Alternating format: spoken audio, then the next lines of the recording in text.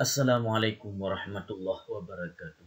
Alhamdulillahi rabbil alamin. Wassalatu wassalamu ala sayyidina Muhammadin wa ala alihi wa sahbihi ajma'in, amma ba'du. Apa kabar Bapak Ibu, kawan-kawan calon CPNS dan calon P3K yang dirahmati Allah? Pada kesempatan ini kita akan kembali belajar mengenai kompetensi teknis yang berkaitan dengan penyuluh dan penghulu.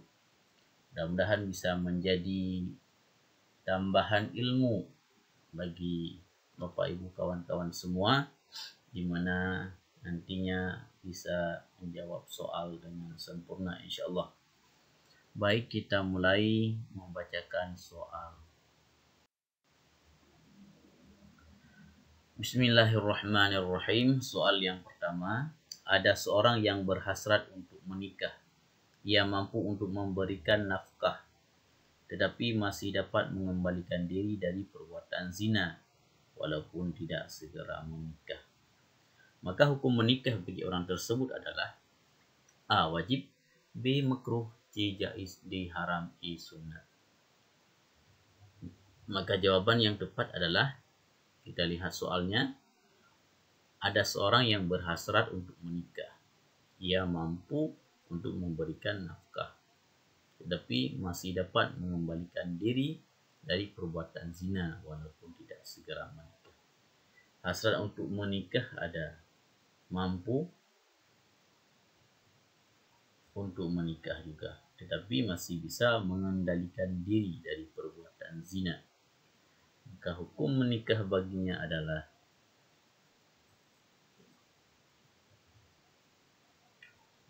jaiz. Jawabannya adalah C. Jaiz, boleh menikah, boleh juga tidak, karena tidak kebelet waktu untuk menikah.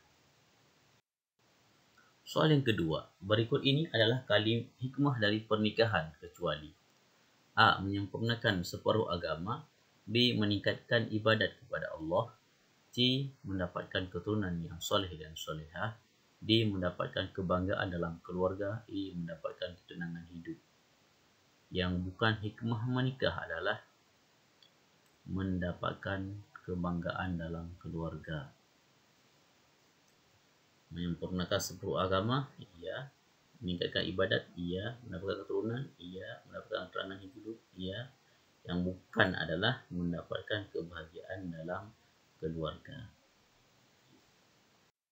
Soal yang ketiga, menurut ajaran Islam, yang lebih kita utamakan dalam memilih pasangan hidup adalah A. Agama dan pendidikan, B. Golongan, suku, dan kebangsaan, C. Rupa dan adat istiadat setempat, D. Pangkat, golongan, dan penghasilan, E. Golongan dan pendidikan.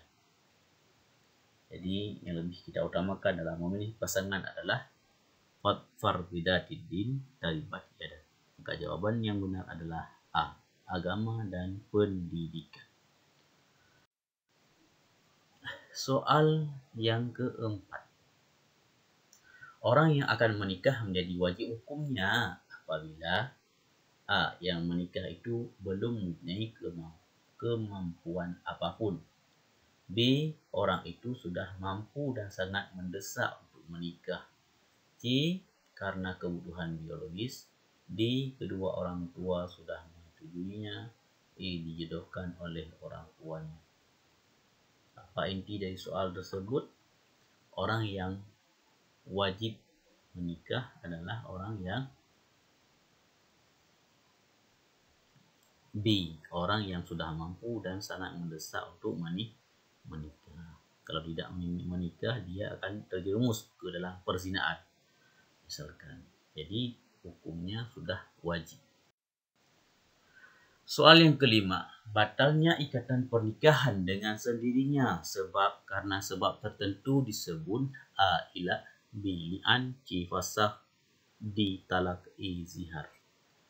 Batalnya ikatan nikah dengan sendirinya adalah karena sebab tertentu.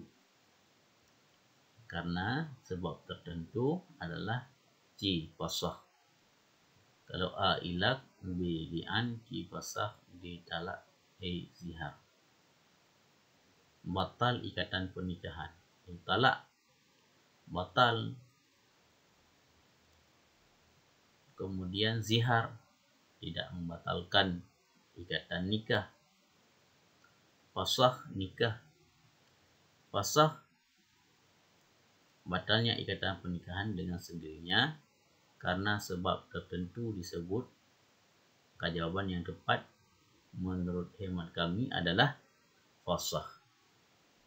Silakan Bapak Ibu, kawan-kawan yang mungkin mempunyai komentar yang lain ataupun jawaban yang lain bisa di-share, bisa ditulis di kolom komentar. InsyaAllah kami baca dan kita diskusikan bersama.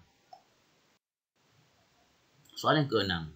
Berikut perempuan yang boleh dinikahi adalah A. Adik perempuan kandung, B. Kakak perempuan kandung, C. Bibi dari bapa, D. Ponakan perempuan, E. Adik perempuan mantan isteri. Yang boleh dinikahi, perempuan yang boleh dinikahi dalam soal ini iaitu adik perempuan kandung, bukan haram menikah. Kakak perempuan kandung haram juga, bibi dari bapa haram juga, ponakan perempuan juga haram. Yang boleh dinikahi adalah adik perempuan mantan istri. Karena kalau masih ada istri tidak boleh menyatukan kakak dan adik dalam satu ikatan pernikahan. Jawabannya adalah E. Adik perempuan mantan istri. Soal nomor 7. Di antara tujuan pernikahan adalah membentuk keluarga yang sakinah. Sakinah artinya A. Persaudaraan, B. Kasih sayang, C. Kekeluargaan, D. Ketenangan hidup, E. Kemewahan. Arti sakinah adalah ketenangan hidup. Soal nomor 8.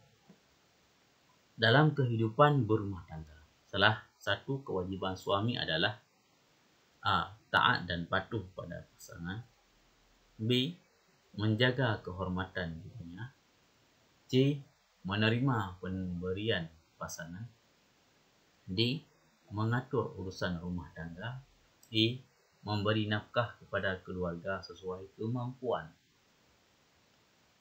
Salah satu kewajiban suami adalah E. Memberi nafkah kepada keluarga sesuai kemampuan. Soal nomor 9. Syarat calon istri menurut Undang-Undang Perkahwinan nomor 1 tahun 1974 adalah minimal berusia titik-titik tahun. A. 15 tahun, B. 16 tahun, C. 17 tahun, D. 18 tahun, dan E. 19 tahun. Jawaban yang tepat adalah B. 16 tahun. Jadi kalau menurut Undang-Undang Perkahwinan nomor 1 tahun 1974 adalah B. 16 tahun.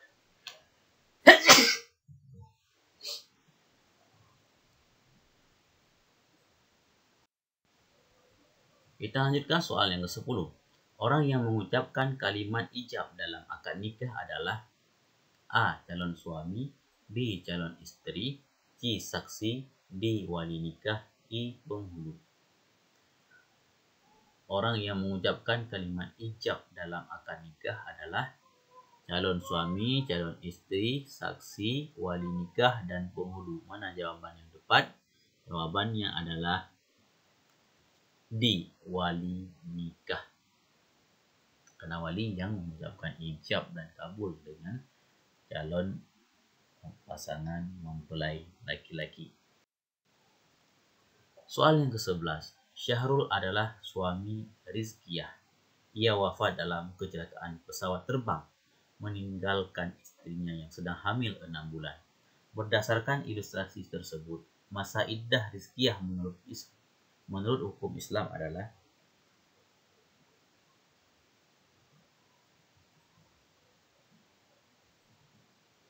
A. 4 bulan 10 hari, B. Sampai melahirkan. C. 3 kali suci dari haid. D. 3 bulan. E. 4 bulan.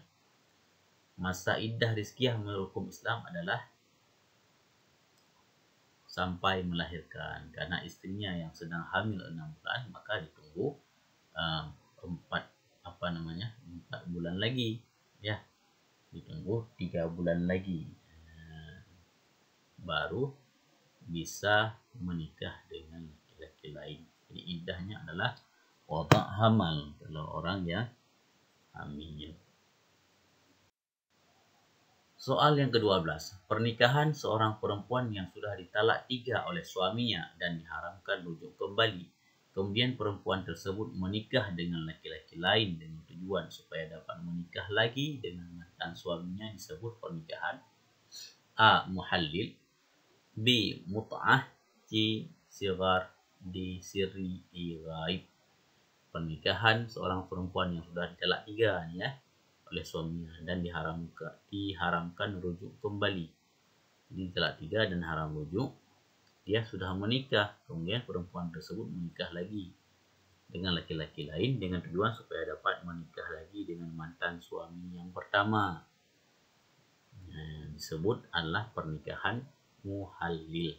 Jawabannya adalah A. Soal yang ke-13. Mendapatkan kebahagiaan merupakan salah satu dari titik pernikahan. A. Hukum, B. Rukun, C. Hikmah, D. Tujuan, E. Kesempurnaan. Yang menjadi tujuan dari pernikahan adalah mendapatkan kebahagiaan. Maka jawaban yang tepat di sini adalah D. Tujuan. Soal yang ke-14. Menurut Undang-Undang Perkawinan Nomor 1 Tahun 1974, bahwa salah satu syarat calon suami adalah sudah dewasa, minimal berusia, ya, kalau calon suami adalah berusia 19 tahun, calon istri berusia 16 tahun. Silakan Bapak Ibu kawan-kawan yang akan mengikuti tes seleksi merujuk kembali kepada Undang-Undang Nomor 1 Tahun 1974. Mudah-mudahan kiranya benar bahwa calon suami adalah 19 dan calon istri adalah 16 tahun. Soal yang ke-15. Hukum nikah bagi orang yang memiliki niat buruk seperti niat untuk menyakiti pasangannya adalah A. Jaiz, B. Sunnah, C. Wajib, D. Makruh, E. Haram. Niat untuk menyakiti pasangan, baik suami ataupun istri, maka hukumnya adalah E. Haram. Soal yang ke-16. Hukum nikah bagi orang yang telah mempunyai hasrat tapi belum mempunyai bekal untuk memberi nafkah kepada istri dan anak-anaknya adalah hukum nikah bagi orang yang telah mempunyai hasrat tapi belum ada bekal. Maka hukumnya adalah A. Jaiz, B. Sunnah, C. Wajib, D. Makruh, E. Haram. Jawaban yang tepat adalah makruh menikah bagi orang yang tidak mempunyai bekal terhadap istri dan anaknya kelak. Soal yang ke-17. Hukum nikah bagi orang yang telah mempunyai bekal hidup untuk memberi nafkah kepada istri dan anaknya dan dirinya khawatir terjerumus pada perbuatan zina adalah A. Jaiz, B. Sunnah, C. Wajib, D. Makruh, E. Haram. Hukum nikah bagi orang yang telah mempunyai bekal hidup untuk memberi nafkah kepada istri dan anaknya dan dirinya khawatir terjerumus dalam perbuatan zina, maka hukumnya adalah wajib menikah karena khawatir terjerumus kepada perzinahan. Soal 18. Hukum nikah bagi orang yang telah mempunyai keinginan dan kemampuan untuk menikah namun tidak khawatir dirinya jatuh kepada maksiat apabila tidak menikah adalah A. Jaiz, B. Sunnah, C. Wajib, D. Makruh, E. Haram. Kalau sudah mempunyai keinginan dan kemampuan untuk menikah, hukumnya sunnah. Soal ke-19. Berikut ini yang tidak termasuk rukun nikah adalah A. Calon suami, B. Calon istri, C. Mahar, mas kawin atau mahar, D. 2 orang saksi, E. Wali calon istri. Yang tidak termasuk rukun nikah adalah mas kawin atau mahar. Wallahu a'lam bishawab. Di mana ada kesalahan dan kesilapan, silakan dikoreksi di kolom komentar. Insyaallah akan kami balas, dan memang kalau terbukti bisa kita revisi kembali soalnya. Insyaallah mudah-mudahan bisa menjadi bermanfaat kiranya kepada kawan-kawan yang akan mengikuti tes seleksi CPNS atau P3K, dan mudah-mudahan menjadi amal jariah bagi channel ini khususnya. Amin ya rabbal alamin.